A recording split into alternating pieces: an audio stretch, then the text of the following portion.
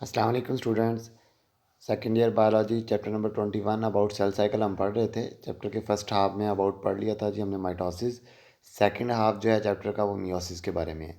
Meiosis के बारे में कहता है ये वो सेल डिवीजन है जिसमें एक पेरेंट सेल डिवाइड हो जाता है 4 डॉटर सेल के अंदर, और डॉटर सेल में जो क्रोमोसोम नंबर है ना वो हाफ हो जाते हैं, ठीक है। यानी क्रोमोसोम नंबर पेरेंट सेल के मुकाबले में हाफ हो जाता है। वो सेल डिवीजन जिसमें एक पेरेंट सेल डिवाइड हो जाता है 4 डॉटर सेल में, और डॉटर सेल के अंदर क्रोमोसोम नंबर पेरेंट के मुकाबले में क्या हो जाता है जी हाफ। फॉर एग्जांपल यहाँ पे अगर देख रहे हैं आप डायग्राम में कि एक 2n वाला सेल डिवाइड हो गया है 4 सेल्स के अंदर और क्रोमोसोम नंबर हो गया जी nn। लेकिन अगर हकीकत में देखें तो मियोसिस एक स्टेप में नहीं होती, मियोसिस 2 स्टेप में होती है। Meiosis 1 and meiosis 2। मियोसिस 1 में 2n जो सेल है साइड डायग्राम में शो किया गया है कि 2n सेल मियोसिस 1 के नतीजे में 2 में डिवाइड होता है और क्रोमोसोम नंबर हो जाता है हाफ nn। यानी एक सेल 2 में डिवाइड हो गया मियोसिस 1 के नतीजे में, क्रोमोसोम नंबर हो गया जी हाफ।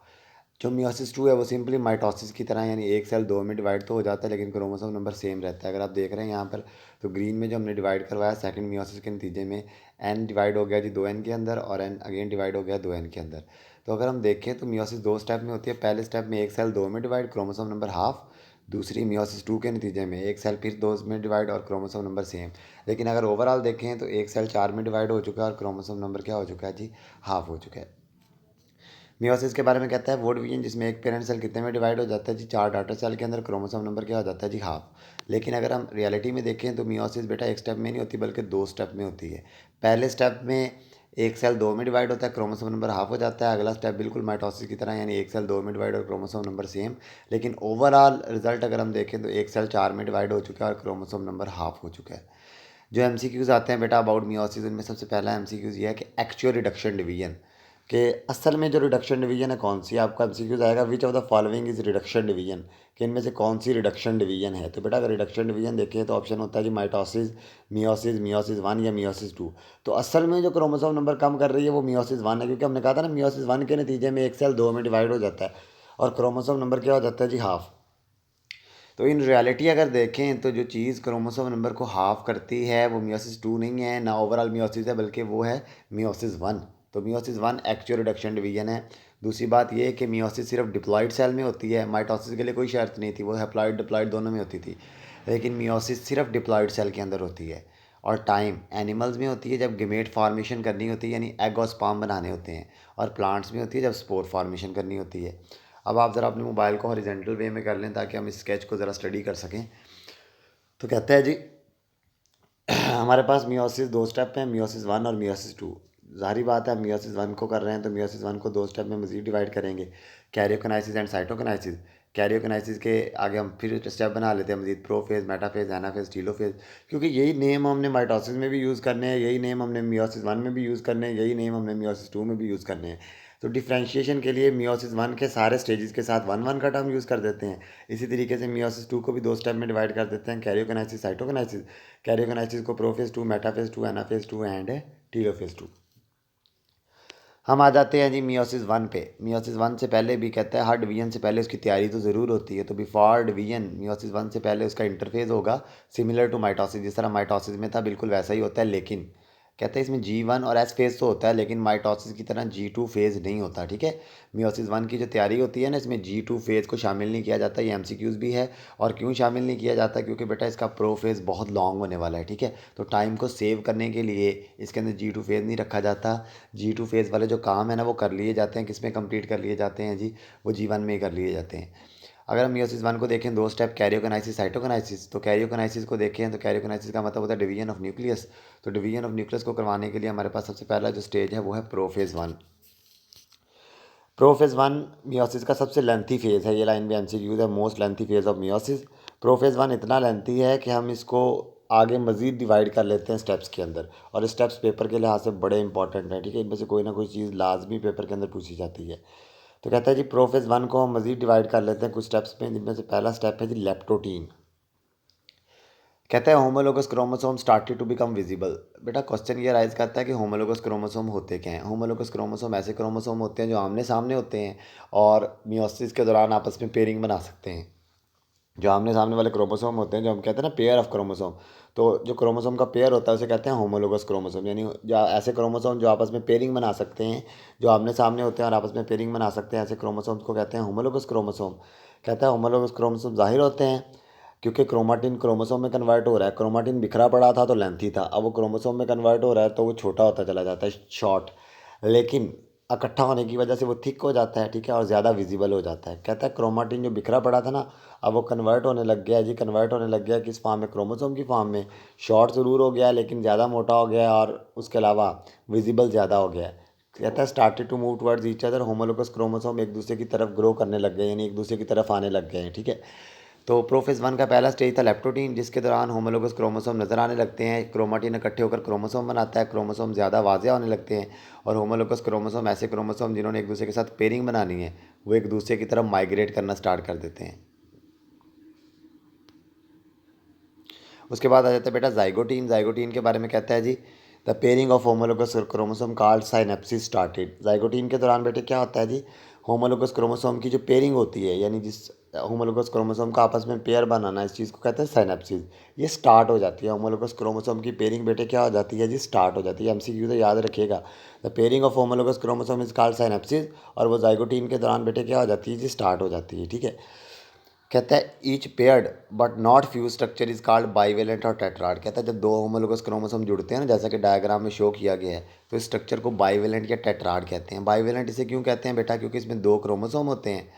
और टेट्राड इसे क्यों कहते हैं, क्योंकि चार क्रोमाटिड्स होते हैं, 1 2 3 4, जैसे कि डायग्राम में शो किया गया है। तो कहता है जब होमोलोगस क्रोमोसोम आपस में जुड़ जाते हैं ना, तो जो स्ट्रक्चर बनता है उसे कहते हैं जी बाईवेलेंट या टेट्राड। बाईवेलेंट इसलिए कहते हैं क्योंकि दो क्रोमोसोम होते हैं, और टेट्राड इस वजह से कहते हैं क्योंकि चार क्रोमाटिड होते हैं।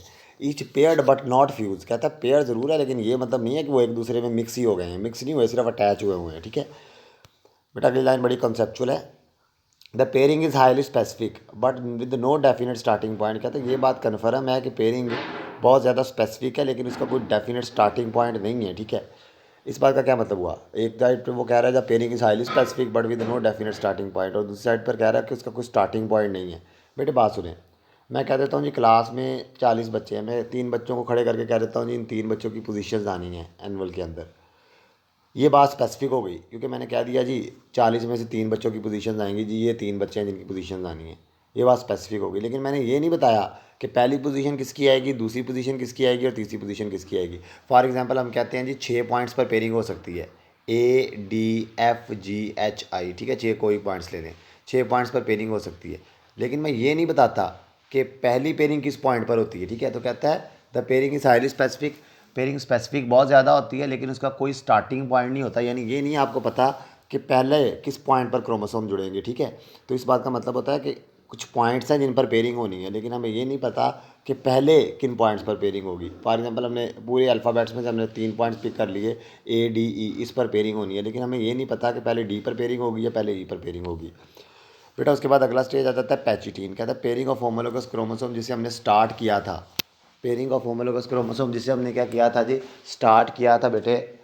कहता है वो पेयरिंग क्या होती है जी, अब वो पेयरिंग कंप्लीट हो जाती है। पेयरिंग ऑफ होमोलोगस क्रोमोसोम जिसे हमने स्टार्ट किया था, वो पेयरिंग क्या हो जाती है बेटा, कंप्लीट हो जाती है। The point at which homologous chromosome are attach to each other, these points are called क्याजमेटा।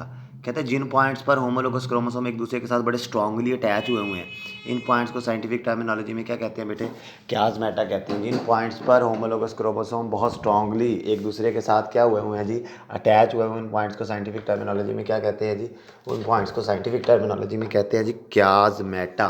क्या कहते हैं जी, क्याजमेटा, ठीक है बेटा। उसके बाद कहता है जी अटैच होने के बाद, कहता है अटैच होने के बाद इन पॉइंट्स पर होमोलोगस क्रोमोसोम अटैच हुए थे, वहाँ से देखें जहाँ पे मैंने डायग्राम में शो किया हुआ है कि जो एक ही क्रोमोसोम की दो आर्म्स हैं वो सिस्टर क्रोमेटिड हैं, दूसरे क्रोमोसोम की भी आर्म सिस्टर क्रोमेटिड हैं, लेकिन दो डिफरेंट क्रोमोसोम्स की जो आर्म्स होती हैं वो क्या हैं जी, नॉन सिस्टर क्रोमेटिड। तो अगला प्रोसेस है जी क्रॉसिंग ओवर। क्रॉसिंग ओवर के दौरान non sister chromatids of homologous chromosome, दो होमोलोगस क्रोमोसोम की नॉन सिस्टर क्रोमेटिड जैसे कि डायग्राम में शो किया गया है, आपस में अपने सेगमेंट्स को एक्सचेंज कर लेते हैं। अगर आप डायग्राम में देखें तो डॉटेड शेडेड वाले क्रोमोसोम ने कुछ सेगमेंट ले लिया है वाइट वाले क्रोमोसोम का, और वाइट वाले क्रोमोसोम ने कुछ सेगमेंट ले लिया है जी शेडेड क्रोमोसोम का। तो वो प्रोसेस जिसके दौरान non sister chromatids of homologous chromosome अपने सेगमेंट्स को आपस में बदल लेते हैं, इस चीज़ को साइंटिफिक टर्मिनोलॉजी में बेटे क्या कहते हैं जी, क्रॉसिंग ओवर। बेटा उसके बाद नेक्स्ट आ जाता है जी हमारे पास डिप्लोटीन। कहते हैं होमोलोगस क्रोमोसोम ने जो काम करना था ना, यानी पेयरिंग करनी थी, वो पेयरिंग उन्होंने कंप्लीट कर ली है, ठीक है। वो अब पेयरिंग भी कंप्लीट कर ली है, उसके बाद उन्होंने क्रॉसिंग ओवर भी कर ली है। जो काम उन्होंने करना था वो तो कर लिया है। अब वो एक दूसरे को धक्का देने की कोशिश करते हैं, यानी होमोलोगस क्रोमोसोम कोशिश करते हैं कि वो एक दूसरे से दूर चले जाएं, रिपेल ईच अदर। वो एक दूसरे को धक्का देने की कोशिश कर रहे हैं, लेकिन पूरी तरीके से धक्का दे नहीं पा रहे। दो जगह पर अभी भी जुड़े हुए हैं, दूर दूर हटे हैं, लेकिन दो पॉइंट्स पर अभी भी अटैच हैं। एक तो जिन पॉइंट्स पर उन्होंने क्रॉसिंग ओवर की थी यानी क्याज़मेटा, और एक एट द एंड पॉइंट्स के ऊपर। कहता है डायागनाइसिस, आखिरी स्टेज है डायागनाइसिस। प्रोफेज 1 का आखिरी स्टेज है डायागनाइसिस। डायागनाइसिस के दौरान कहता है जी जितना वो धक्का दे सकते थे ना, वो दे लिया उन्होंने धक्का। और अभी भी देखिए स्टेज पहले ही चल रहा है, प्रोफेज ही चल रहा है, यानी क्रोमाटिन आहिस्ता आहिस्ता क्रोमोसोम में कन्वर्ट हो गया। तो कहता है क्रोमाटिन भी मुकम्मल तौर पर कंडेंस होकर क्रोमोसोम बन चुका है, और जितनी वो सेपरेशन कर सकते थे तो उन्होंने कर ली है। लेकिन अभी भी वो सिर्फ क्याज़मेटा से तो अलहदा हो गए हैं, लेकिन अभी भी एंड्स पे जुड़े हुए हैं। अगर आप एक चीज़ नोट करें तो डिप्लोटीन में वो दो पॉइंट्स पर जुड़े हुए थे, एंड्स और क्याज़मेटा, और डायाकिनेसिस में सिर्फ कहाँ पर जुड़े रह गए हैं जी, एंड पर। अब बेटा ये देखें ज़रा, प्रोफेज 1 मियोसिस 1 का जो पहला स्टेज था कैरियोकाइनेसिस में, वो प्रोफेज 1 था।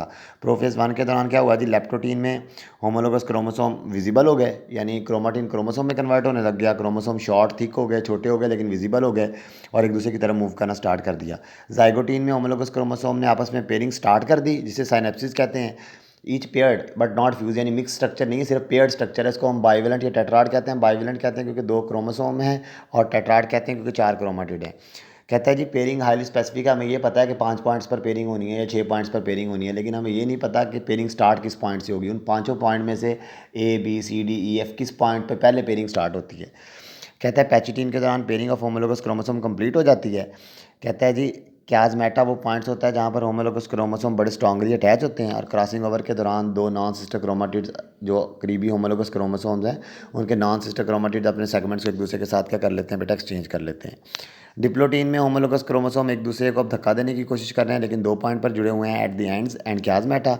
वाइल डायागनाइसिस में जितनी रिपल्शन वो कर सकते थे उतनी रिपल्शन भी उन्होंने कर ली है, लेकिन अभी भी एक पॉइंट पर अटैच हैं, वो हैं जी एंड्स।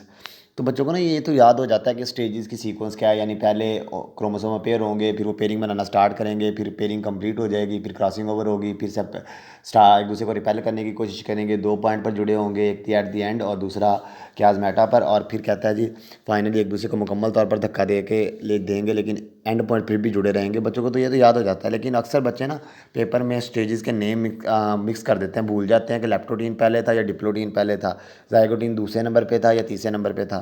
तो इसके लिए एक फ़िक्रा है, लाओ ज़रा पानी दे दो। इसका मतलब बनता है, अगर आप इसमें नोट करें तो L for leptotene, G for zygotene, P for pachytene, D for diplotene and D for डायाकिनेसिस।